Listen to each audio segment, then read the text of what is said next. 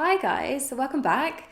I hope you're all doing really well. Today's video, as you may have guessed, is going to be entirely on the subject of bullet journaling. So I made a video, I want to say at the beginning of the year on this. It's something that I have been meaning to embark upon for a very, very long time. We're talking years and years. And it was something I always felt very daunted to get into. I didn't know where to begin or where to start. I had a lot of this stuff already. And I just found it very much of a big thing to take on, which is ridiculous because a bullet journal is supposed to make your life easier. It's supposed to keep you more organized and it's supposed to be there to help, not to hinder. So this year I kind of finally jumped in and I'm so glad I did. This thing has become almost my constant companion now. I feel like I do bullet journaling in a very simple way compared to some people. It's not really an outlet for creativity, and I know that that is what so many people love about bullet journaling, and I completely understand that. Not being the most artistic person myself, I don't really use it to kind of express like that and create.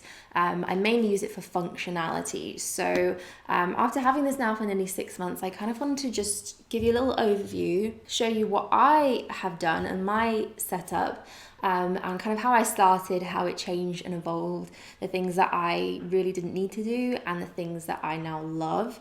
I really have gotten to a point at the moment where I know exactly how I want it laid out. I have a kind of spread that I've been doing consistently for a few months that really, really works for me.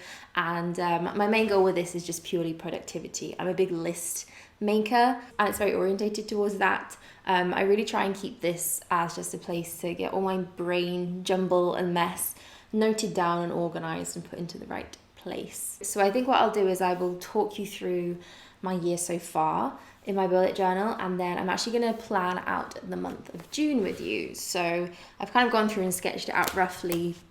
I'm just going to fill that all in, show you my spread for the month and how it functions for me. So I hope you're going to enjoy all that, and let's get started. So this is my bullet journal. It's actually from Paperchase. I think it's from the Agenzio range. I like this one because it's got very small dots on it. The squares are actually a lot smaller than you find in regular bullet journals, and I like that because my writing tends to be quite small. I can fit a lot more in here. And I just like the way it looks. So that is the planner I have. It was just plain black when I bought it, but I stuck this sticker on the front, which is kind of like a tarot card of the moon, which I liked. So let's have a look inside. So I just have my name here on the front. I don't really use the index page. I haven't used that before. This is kind of the beginning of everything. I chose to go with a grid planner, which is actually coming quite helpful. I use it more than I thought I would. I just have all the spaces marked out, where the halfway points are, things like that. And I do refer back to this page quite a bit. That's why I put it right here at the front. My key, which I know, so I don't really have to look back on, one of the very few decorative parts of this bullet journal. And then we have my future log. So this I've just called my 2020 overview, and I kept the beginning of my planner very monotone. So it's just like black and grey. I don't look at this page a lot, but obviously I fill in important dates and things like that here. And when I'm doing a monthly spread, I'll refer back to this just to get the dates right. I also have these little tabs here. These are just pieces of washi tape that I've stuck on to make like easy to find pages. I have my goals here, which are kind of like my New Year's resolutions. This is where I write down the books that I've read for the year. I'm only on 5. And 4 of these I read last week, so we've been having slow progress there. I like this spread, and I do kind of look back at it quite often just to remind myself of my goals and to keep track of this. Again, I've just gone for like black, white and grey as the colours here. So then we kind of get onto some of the pages that I haven't really used. This one is my things to see and do, finances and budget. As you can see, these barely have been touched. I never come back to this page. So I think in future I would probably leave those out. This is my 2020 content calendar, which was kind of supposed to be similar to the future log, but just with my video planning. And I found this one I kind of kept up for a while and then forgot about just because it's so far back. And I think I very much like work to the nearest page with my bullet journal. Same with this video ideas, brain dump. I tend to just do these like closer to where I'm working. And then we have my very small artistic contribution, which is this page. I did this while I was on holiday, and I just felt like something arty to do. And then this is where my month starts. So I started on February, I didn't actually start on January. You can see that this front page for the month, which I like a lot, isn't really something I kept up just because it was a bit too time consuming. And this is where it starts to kind of look a little bit more like it looks now. I really like this monthly spread that I came up with. I've not really deviated from this. I have my whole month calendar, I have my goals, my to-do lists. This is my habit tracker down here. I kept it very simple with like some little dots, and I plan my videos on this side. And this is where I've kind of started to introduce some more color as well. This spread is kind of the one I refer back to the most, and I really, really like it. So I've marked that as well because it's sort of my most flicked to. And then this is something that I started doing every month. I have my highlights of the day, which is where I kind of just in the evenings or the next morning, I'll sit down and I'll take a moment just to remember one small high point of the day. It doesn't have to be particularly significant. I've got things like catching up on Love Island or getting Thai food delivered. It's nice to look back on though, because it just kind of triggers memories. When you write that one little thing down, you can kind of recall the rest of the day too. So it's nice to sort of look back on that, and I wanted to do that as a place to sort of remember and be grateful. And then I have a little place to keep my favorites listed. I kind of just jot these down throughout the month for when I'm gonna film a favorites video, and that's a good place to keep them all in check. So this is my first weekly spread, and this is one that I carried on for a long time. I kept this over 2 pages. So I have a spot to do lists here, which is where I take everything off. And then I have my day broken down into hours, which I find incredibly useful. This one didn't get filled up quite so much, but I like to see what I'm doing hour by hour and plan my day that way. So that type of spread I really enjoyed. That stayed kind of the same for a while, but obviously now we've kind of come to a point where there's not so much going on day to day. So I'll show you how I've kind of changed it for that. I tend to keep lists and things just on the next page. I'm not too precious about, you know, having everything exactly where it should be. If I have a fresh page, I'll write down what I want to write down. This side I kind of keep my budget, and then any more lists and things like that. So for March, I kind of really scaled back the cover page, and I still kept the little calendar there, which I think is useful. The monthly spread looks really similar. This one I didn't actually fill out as many of the highlights as I wanted to. I think March was a very distracted month, but I kept my favorites there. I actually scaled down my days here, so I kept them a little bit smaller because I didn't really need to plan out hour by hour. I also moved my habit tracker up to here, which I really liked, and it's something I carried on because I found I was more accountable when I could see it right there on my daily spreads. I started doing a to-do box for the week for things that I couldn't quite work out where we're going to go. So it's like my weekly goals, and then also a box for next week, which was very helpful because sometimes you have a task, you're not sure when it's going to be done, if it's going to be this week or next, so it's really handy to put things down there. Then we got to April. I didn't actually do a cover page for this month. I went straight into the calendar. This was the same. I actually left a larger space because I was planning on filming more videos. And this is where everything kind of got even more condensed. And this is kind of the spread that I'm working with now, and one that I really enjoyed. So I've got my highlights of the day here. I've got my favorites. And then this is my week. They're very small and compact. I've got my habit tracker still, my to-do for the week and next week.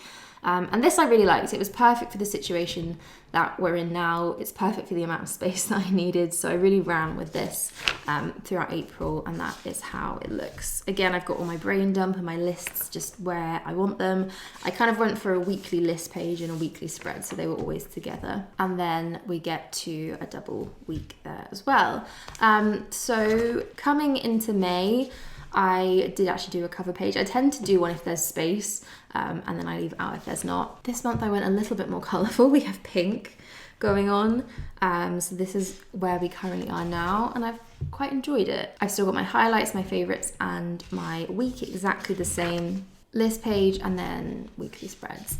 And that brings us to June. So this is what I'm going to plan with you today. I'm just going to draw it out and sort of speed through it. It's gonna look pretty much the same as the rest of these do, but it's gonna be in a different color. I think I am gonna go for this pastel pink. This is a Tombow marker. It's a dual tip one, and these are what I use for my bullet journal. This one's in 942. I've also got 990. The green that I really liked was this shade here, which is 228. And then I use the grey as a kind of accent colour and for highlighting and things like that. This one is N89. It's a warm grey. The other pens that I use are all from Muji. I've just got a little click up pencil, and then I have two different thicknesses of pens. This one is 0.38, which is what I use for basically everything. And then I have 0.7, which is more like a title, important highlighting pen. It's a little bit thicker, but I love this Muji one. The only thing is it does smudge sometimes, so I have to make sure I do the marker first. But because it's so thin, you can really do very small, very detailed writing, and also all the drawings and things that I have in here are done with this too. So this is going to be my June spread. I have gone through and penciled everything in roughly. Sometimes I do this and sometimes I just wing it, but everything normally turns out a lot better when I plan it first. So I have done a cover page for the month here.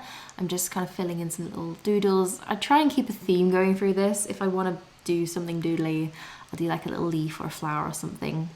So I had an extra space and decided to do the cover page. I've just got on all the dates, June there, and then Monday through Sunday, just a tiny little calendar to check back on.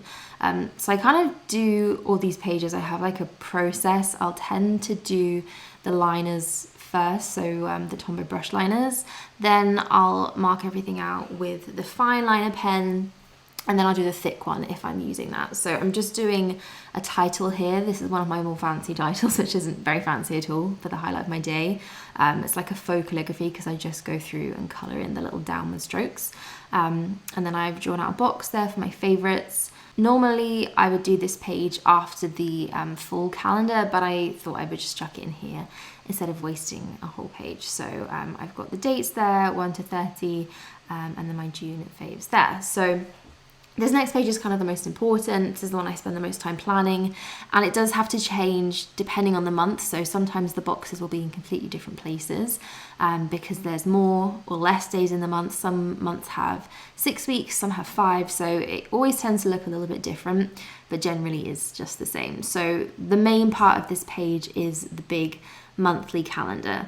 I don't take up the entire double page spread with this because I like to have some space to do other things, but these boxes are reasonably large. I can fit a couple of events in here, a couple of different dates and things like that, and I also use these pages to track all my workouts too. So I'll fill in every time I do some type of exercise. I was just using some Tipp-Ex there to erase any little smudges or mistakes that I made, which is super handy to have. So I'm just putting in Monday through Sunday at the top there. I always start my week on a Monday, rubbing out some lines there. I did actually mess up the goals and had to Tipp-Ex that out too. So down here is where I plan my videos, and these little boxes that I'm drawing now are just going to be some little check boxes. I like to keep track of the process and the progress. So I have 3 here. One is for filming, one is for edited, and one is for uploaded, so I know which stage I'm at with each video. And I'll kind of put in the name of the video, of what I'm filming or what I'm planning in the big box, and then kind of fill it out accordingly as I go.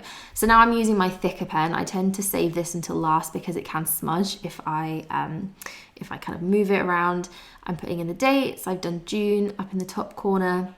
And then this is my habit tracker. It's so simple. I kind of prefer a simple one. So when I do my weekly spreads, I then refer back to this and just fill it all in so I can see my habits throughout the month. And I just have some simple ones on there like read, exercise, get 8 hours of sleep, drink 3 liters of water. And then I just filled in the dates on my video planner. So then I'm going through and just filling in some extra dates on my calendar. You can see here that I forgot which day my birthday was. I put it a week early. That's embarrassing, isn't it? So on to the next page now. This is going to be my list page. I've just put some June video ideas here to start off that list page. And again, I'm going straight in with the markers first of all, then onto the fine liner pen. I'm putting some boxes in here, which are my to-do boxes and my next week boxes. I really struggled to use this ruler without kind of flipping my book all around, which is the way I usually draw. So doing it really straight on and perpendicular like this is not what I am used to. This is the most fiddly bit usually of my weekly spread, is filling out the habit tracker, but it's so handy to have and I really like the way it looks. So I'm just rubbing out any little pencil markings there, especially onto that little doodle, and filling out my weekly habit tracker. So this is what I will tick off as the days go by, and then I'll refer that back to the monthly one. So then I'm putting in Monday through Sunday, and these are my daily list boxes where I keep track of the day-to-day. And that is it. That is my June spread. I think it's a really simple, really minimal one, but super productive for me and something that I have really, really enjoyed using. So that is what this looks like for the month of June.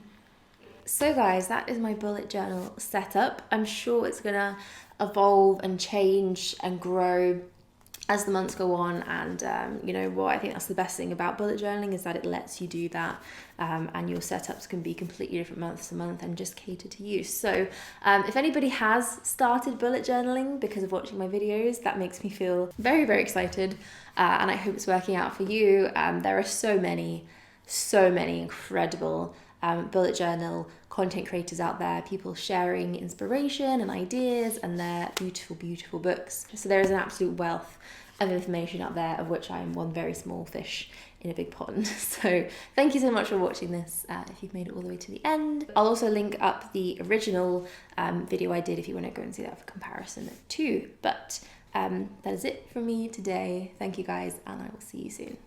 Bye.